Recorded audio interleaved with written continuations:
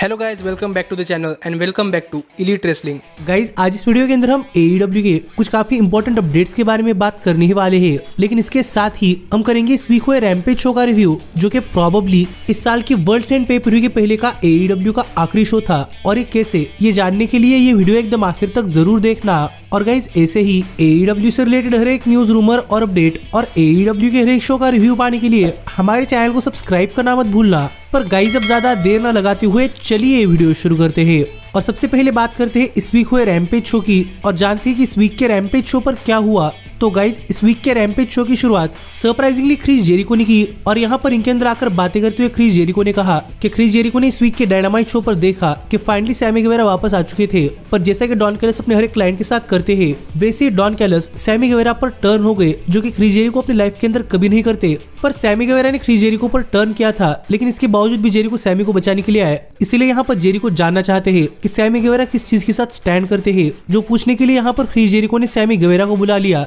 जिसके बाद Sami Guevara भी यहाँ पर आ गए और जेरिको ने पूछा कि सैमी गेवेरा कहाँ पर स्टैंड करते हैं और उनका क्या सोचना है। और यहाँ पर जवाब देते हुए सैमी गेवेरा ने कहा कि सबसे पहले तो सैमी गेवेरा क्रिस जेरिको की माफी मांगना चाहते हैं, क्योंकि last time Sammy Guevara Chris Jericho पर टर्न हुए थे, जो कि सैमी गेवेरा को जरा भी नहीं करना चाहिए था। पर जेरिको भी समझे कि सैमी गेवेरा को बच्चा होने वाला था और हर बार क्रिस जेरिको के पीछे रहकर सैमी गेवेरा को ऐसा लग रहा था कि सैमी गेवेरा कभी भी जेरिको जितने बड़े सुपरस्टार नहीं बन पाएंगे। इसलिए फ्रस्ट्रेशन में सैमी गेवेरा ने जेरिको पर टर्न किया था। पर जब सैमी गेवेरा कनकस हुए और उन्हें सोचने का मौका मिला, तब सैमी गेवेरा को समझ आया कि जेरिको और सैमी गेवेरा ये जोड़ी एक काफी बढ़िया जोड़ी है और सैमी गेवेरा को जेरिको पर कभी भी टर्न नहीं करना चाहिए था, जो बातें सैमी गेवेरा ने कही। और इसके बाद यहाँ पर बात करते हुए जेरिको ने कहा कि जेरिको को फाइनली सैमी गेवेरा का स्टैंड समझ आ चुका है और वर्ल्ड्स एंड पे पर व्यू के बाद भी जेरिको के पास उनका वो tag team championship title shot है। तो जेरिको जानना चाहते हैं कि क्या सैमी गेवेरा जेरिको के साथ मिलकर दोबारा से लेसेस स्क्वाड नाम की टैग टीम रिफॉर्म करना चाहते हैं या नहीं, जिस पर सैमी गेवेरा ने डायरेक्टली जेरिको को हक किया। यानी कि हम समझ सकते हैं कि गाइस फाइनली जेरिको और सैमी गेवेरा दोनों ही एक पेज पर आ चुके हैं। तो देखने के लिए मजा आएगा कि वर्ल्ड्स एंड पे पर व्यू पर क्या होता है। पर इसके बाद हमें रैम्पेज शो पर रेने पैकेट बैकस्टेज में डेनियल गार्सिया का इंटरव्यू लेते हुए दिखाई दी और यहाँ पर बात करते हुए रेने पैकेट ने गार्सिया से पूछा कि लास्ट कोलिजन शो पर ब्रॉडी किंग ने गार्सिया पर काफी तगड़ा अटैक किया था, तो इस पर गार्सिया का क्या कहना है। और यहाँ पर जवाब देते हुए गार्सिया और मैट मनार्ड ने कहा कि माना कि गार्सिया और ब्रॉडी किंग एक टाइम के लिए एक टैग टीम मैच के अंदर काम करने वाले हैं और वो भी वर्ल्ड्स एंड पे पर व्यू पर, लेकिन इसके बाद गार्सिया को जब भी मौका मिलेगा तब गार्सिया ब्रॉडी किंग के पीछे जाने वाले हैं और ब्रॉडी किंग गार्सिया से नहीं बच सकते। जो बात यहाँ पर गार्सिया ने कही, तो देखना पड़ेगा कि अपने आप में डिफरेंसेस होने के बाद ये टैग टीम किस तरीके से वर्ल्ड्स एंड पे पर व्यू पर परफॉर्म करती है। लेकिन इसके बाद में शो पर रूबिसो एक 1-on-1 मैच के अंदर मरीना शेफर्ड को फेस करती हुई दिखाई दी और गाइस इस मैच के अंदर भी रूबिसो की परफॉर्मेंस काफी जबरदस्त रही, जहां पर रूबिसो के मुंह देखकर लग रहा था कि वो एंजेलो पार्कर से इंस्पायर हुई है। लेकिन इस मैच के अंदर भी मरीना शेफर्ड ने अपनी काफी जबरदस्त परफॉर्मेंस दी और कई बार रिंग साइड पर खड़े हुए सभी डिस्ट्रैक्शन का यहाँ पर मरीना शेफर्ड और रूबिसो दोनों ही काफी अच्छी तरीके से फायदा उठा रही थी। और ऐसे में ही एक टाइम के लिए नायरा रोज और सराया रिंग साइड पर फाइट करते करते बैक स्टेज गई, जिस डिस्ट्रैक्शन का फायदा उठाकर यहाँ पर रूबिसो ने मरीना शेफर्ड पर एक रोल अप पिन कर दिया और रूबिसो ने ये मैच जीत लिया है,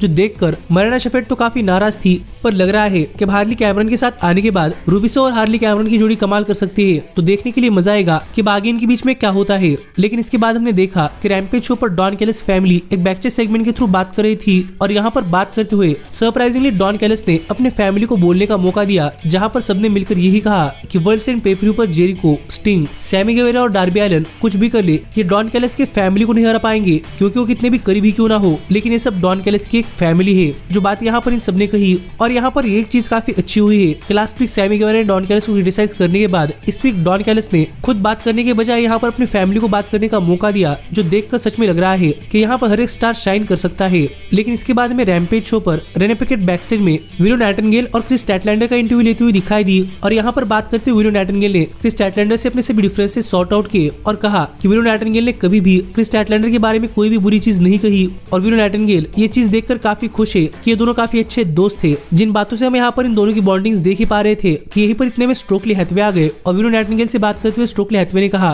कि अगर ये दोनों इतने अच्छे दोस्त थे तो फिर लास्ट नाइट विलो नाइटिंगेल ने क्रिस स्टैटलैंडर को सेव करने के लिए इतना टाइम क्यों लगाया। और ये दोनों ही वर्ल्ड्स एंड पे पर व्यू पर एक मैच के अंदर स्टेज शेयर करना चाहते हैं, तो क्यों ना ये मैच इन दोनों के बीच में ही हो जाए, जो कहकर स्टोकली हाथवे यहाँ चले गए। जिसके बाद यहाँ पर क्रिस स्टैटलैंडर और विल नाइटिंगेल जो कि एक टैग टीम मैच के अंदर परफॉर्म करना चाहती थी, वो स्टोकली हाथवे की कुछ बातें कहने के बाद यहाँ पर एक 1-on-1 मैच के अंदर कम्पीट करने के लिए मान गई है। तो देखने के लिए मजा आएगा कि जब दोनों ही सुपरस्टार्स वर्ल्ड्स एंड पे पर व्यू पर एक 1-on-1 मैच के अंदर उतरती है, तो ये मैच इतना जबरदस्त होता है। पर इसके बाद में रैम्पेज शो पर हमें व्हीलर यूथा अपने Ring of Honor pure championship challenger Matt Sydal के खिलाफ डिफेंड करते हुए दिखाई दिए। और गाइस फिर एक बार व्हीलर यूथा और मैट सैडल के बीच का ये मैच इस वीक के रैम्पेज शो पर एक काफी जबरदस्त मैच रहा है, जहां पर इन दोनों ही सुपरस्टार्स ने इस मैच के अंदर अपनी काफी जबरदस्त परफॉर्मेंस दी और दोनों की तरफ से हमें इस मैच के अंदर कुछ शानदार मूव्स भी देखने को मिले। और पहली बार लग रहा था कि व्हीलर यूथा किसी सुपरस्टार के सामने रसल करने के लिए स्ट्रगल कर रहे हैं और मैट सैडल भी कई बार ये मैच जीतने काफी करीब पहुंच चुके थे, लेकिन आखिरकार व्हीलर यूथा ने यहाँ पर रूल्स का इस्तेमाल किया और मैट सैडल को रूल्स के अंडर पकड़कर यहाँ पर मैट सैडल पर एक रोल अप पिन कर दिया, जिसके सहारे व्हीलर यूथा ने तो ये मैच जीत लिया और Ring of Honor pure world champion पर उनके मैच जीतते ही यहाँ पर डैना हाउसन आ गए। और यहाँ पर बात करते हुए डैना हाउसन ने कहा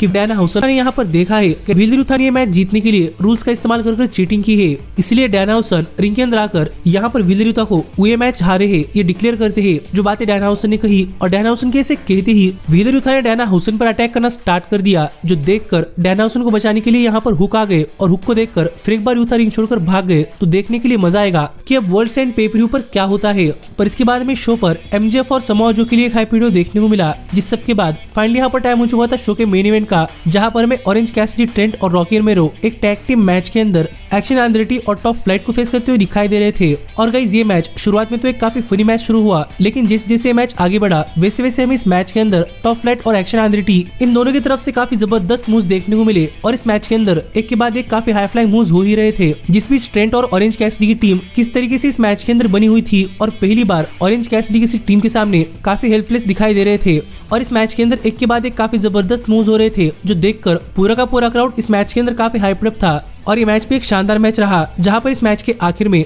जब ऑरेंज कैसिडी सभी पर ऑरेंज पंचेस लगा रहे थे, तो डांटे मार्टिन ने ऑरेंज कैसिडी को किक कर रिंग के बाहर कर दिया और रॉकी रोमेरो रिंग के अंदर जंप कर रहे थे, लेकिन डांटे मार्टिन ने उन पर अपना फिनिशर लगाकर सरप्राइजिंगली उन्हें पिन कर ये मैच जीत लिया है। जो देखा जाए जो रिजल्ट बिल्कुल वैसा ही निकला है जैसा कि मैंने सोचा था। और ऐसे इस वीक का शो ऑफ एयर गया, तो देखने के लिए मजा आएगा कि आगे एक्शन एंड्रेटी और टॉप फ्लाइट की टीम के साथ क्या क्या होता है। और इतनी चीजें थी जो कि इस वीक के रैम्पेज शो पर हुई है, जो देखकर आप मुझे कमेंट कर बताइए कि आपको ये शो कैसा लगा। पर फिलहाल के लिए हम आगे बढ़ते हैं और बात करते हैं हमारे सबसे बड़े अपडेट की। और गाइस जानते हैं कि कोलिजन शो को लेकर कौन सी इंटरेस्टिंग अपडेट सामने आ रही है कि क्या कोलिजन शो कैंसिल हो चुका है। तो गाइस आपको तो पता ही होगा कि टोनी खान ने कोलिजन शो सीएम पंक के लिए बनाया था और अब सीएम पंक ही एईडब्ल्यू कंपनी के साथ नहीं है, पर फिर भी हमें कोलिजन शो पर कुछ जबरदस्त चीजें देखने को मिल रही थी। पर गाइस सरप्राइजिंगली अगर आपने एईडब्ल्यू का इस साल का शेड्यूल देखा है, तो आपको तो पता ही होगा कि कल होने वाला है एईडब्ल्यू का वर्ल्ड्स एंड पे पर व्यू, जबकि देखा जाए तो रेगुलर टाइम के हिसाब से कल होता है एईडब्ल्यू का कोलिजन शो। पर कल तो एईडब्ल्यू का वर्ल्ड्स एंड पे पर व्यू है, और इस वजह से क्योंकि गाइस एईडब्ल्यू ने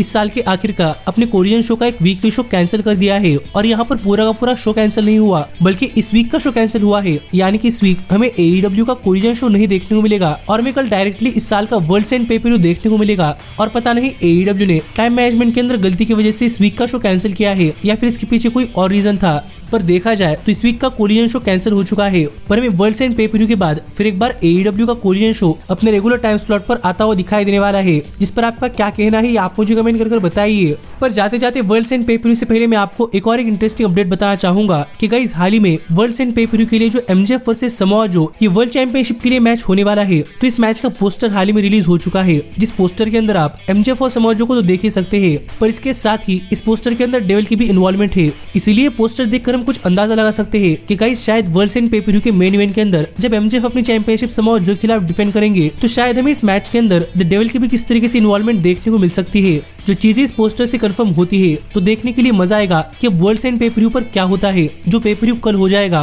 और आपको कल सुबह हमारे चैनल पर वर्ल्ड्स एंड पे पर व्यू का रिव्यू वीडियो भी देखने को मिल जाएगा। जो वीडियो अगर आप मिस नहीं करना चाहते तो हमारे चैनल को सब्सक्राइब कर नोटिफिकेशन बेल ऑल पर सेट करना मत भूलना। पर अब मैं मिलता हूँ आपसे अगली वीडियो के अंदर, पर तब तक stay healthy, stay happy and keep watching elite wrestling. Hey, did you like that video? Click the screen for more. And where do you think you're going? Check out our official merchandise page and to support the entire cast. And thanks so much for being the elite. The elite, the elite. What, Nick, you're not going to sing it all with me this time?